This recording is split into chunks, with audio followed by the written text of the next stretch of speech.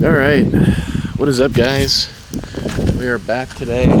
We're in the lot. We're going to try and do some things to the car today. I don't have any huge plans, but I'm hoping that we get some answers today for this other harness. My ears have a little bit of plugging up because of my concert. I was at the Metallica show last night and it was amazing. They toured with, it's a 2-day concert, but they were with Mammoth and Pantera, and the whole lineup is just super good, and it was amazing. So it was a great show, but we are getting grassed up back here. I'm hoping that this harness has a plug that I need. I am only looking for one thing on this harness that is left, and I'm hoping it's here. So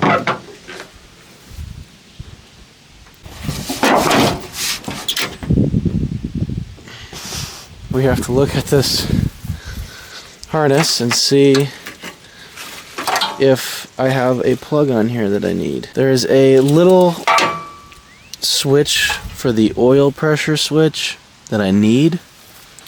I don't know what that wire looks like. I think it's this guy. To be honest with you, I think it is this guy. Yeah, it's this guy right here. This is the oil pressure switch. I just need to cut this fucking thing off. Apparently it's got a thing that goes around it, so we're gonna take that too. We're gonna cut this shit right off. And at the stem too, so that is the farthest point on this that I can get. Let me actually do that right now and set up to go. There's quite a bit left we gotta do yet this year. I did want to get underneath the car and get the detent springs out. That one actually got stuck, and you know, the ball is stuck inside the bolt. There is a way to get it out, but it's not as easy as I was expecting. So, but yeah, we got the harness from the back. We got this. I want to take a look underneath here, get some stuff done there, and hopefully we can get a solution figured out for that bolt. Come on. This car is getting the beat the fuck up from the hail damage and all that stuff. So, but our rod holder is working, and we did replace these last time, so that's cool.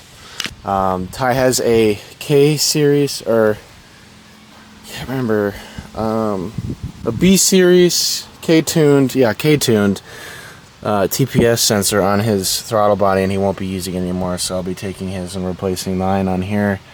So that'll be amazing once we get that situated. So this one is misaligned a little bit, so it's not a super big deal, but I do want to get this either, I mean, the throttle, the TPS works, it's just off, so I want to get that so it's not off. And then obviously we're going to repair that plug underneath there for that sensor, or for the wire, that guy, at some point. So super glad it even came with a grommet for it, so I didn't even know that was a thing, but we have it, so we'll be using it to kind of at least offer some sort of protection there. Alright, so this is what I'm working with. This is the detent spring. What happened was I torqued this in the transmission itself without the washer, and it compressed it too much, and you can see there's a little bit of a burrow on the lip here, so there's definitely some warping. It's my nose. A little bit of warping there. So the ball is actually stuck in there with the spring. You can kind of see it compressed in there, but you're supposed to be able to put a pick in there and kind of just help the ball out, but I think we're kind of at a point where there's just no point of return with this. But I'm going to try and find solutions to get that out, because I just don't want to deal with problems with this down the road. It hasn't caused any issues yet, but it's not going to do its full job unless it's in there properly. So like I said, that spring is in there compressed with the ball. So luckily this one doesn't spill any fluid out. It wasn't when I was pulling it out, so it's the other one that does spill fluid, and that one went in fine because we didn't forget the washer. But don't forget the washer, otherwise you will run into this problem. Alright, so the detent spring, I'm just going to bring it home with me and try and see if I can find a part number online. I mean, there is no part number on it. It doesn't even look OEM, but it could be. So I'm gonna just probably buy a new one, get a new ball bearing, and see if there's a kit. There should be a kit online for that. I can probably source an image and then cross-reference a part number and go from there. But I don't think the dealer's going to have any of that stuff. I think if I go to Honda Parts now, I could probably find at least a part number from there, and then see if I can go on Amazon and buy directly from Honda there. But yeah, so I think that's the plan. I got my lovely cable at the bottom down there, so I'm not taking that with. I don't need to. If that somehow gets lost, I mean, this cable is like a prized possession, so I don't want to lose that at all. So this will stay out of the footwell and all that stuff. Alright, so we got the trim off. This weird rubber thing came out. This is pretty fresh rubber, so I don't know what this is from. I mean, this isn't even dry rotted, so I don't know.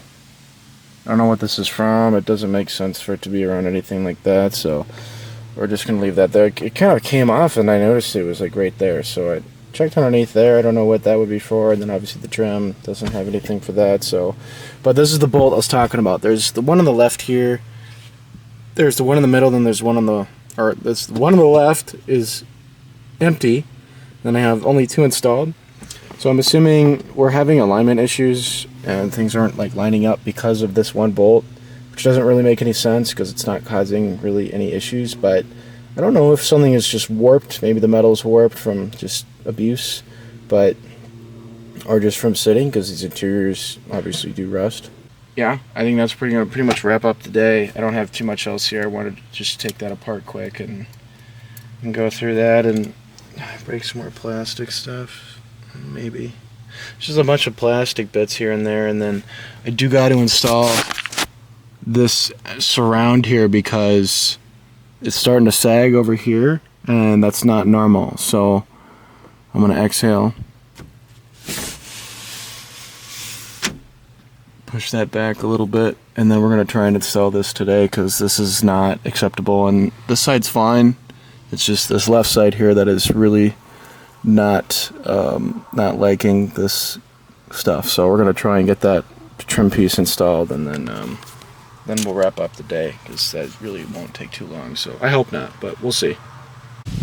All right, so we got it in. This left side is being held up, and it is cleaned for the most part. I mean, as best as, let me see here, as best as one can do. It's all good. So it's all in. This little surround here for the headliner. We still got to replace this left. That's it. But yeah, this left side is being held up now, so there's no more warping over there. It's not going to get worse now that there's a lot of pressure being held up. The only thing was this did get dirty throughout my ownership, this top cloth part of it.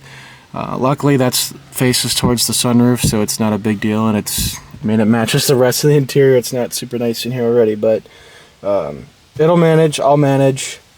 But I do have, I'm going to ask him for a few more things if he's got any more parts. If he's got interior stuff, I will take that sunroof visor out myself, or I'll take the whole assembly and I'll just take it because I need that. I don't know where mine is. I don't know what's going on with that, but I will do that ethically. So, but yeah, we're gonna wrap that up for the day. We got a lot of stuff figured out this afternoon, and got my cylinder lock. I got the D10 spring. I got my wire from the other car, from the other chassis, which is, I don't even know where that is now. Where the fuck did that go? It's not even on here anymore. Oh god. Oh, it's right here. Don't want to lose that. We got this. We need that. That is the oil pressure switch wire clip sensor. It looks like this. I'm going to push the grommet down for you. It looks like this. This broke on mine. I don't have it on mine, so I will be needing that. So we'll throw that in there, and you know, this one seems to be pretty sturdy. It's got a little bit of oil on it, but that's fine. We'll just leave it protected in its sleeve here without trying to break anything. But that needs to get wired in, and it will get wired in. And then that should be the last of the harness that's broken. Everything else should be good. I rewired everything else, and everything should be nice and tight and secure. So yeah, now it's just a matter of getting that battery charged, you know, getting the tune ready. We will be switching out the injectors. I will not be running the 1300 cc's. I will be going with the Fuel Injector Clinic 1650s, just because of I might use them later, and you know, the 1650s are kind of that fine line with good idle quality. I mean, these were okay. I never had any problem with the 1300s, and I'll save these for a rainy day, but I don't have any big plans with them, and it's nice. You want to invest in a good set of injectors, so I think it's time that we invest in a higher quality set and stuff that we're not running at max duty cycle for. So a good size, good tech, and a good product altogether is always a good thing. So that's pretty much that. We're gonna wrap up the day here.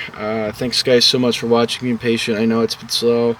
A lot of things have just kind of come up in life, and there's been a lot of distance from the car building and, you know, video creation and stuff like that. So I'll try and do my best here to keep you guys going. There's plenty of stuff to do still in the car, and I plan to make more content on the road here, but those are going to be my little send-offs there. But you guys have a good one. I'll see you guys in the next video. Take care, and I'll see you next time.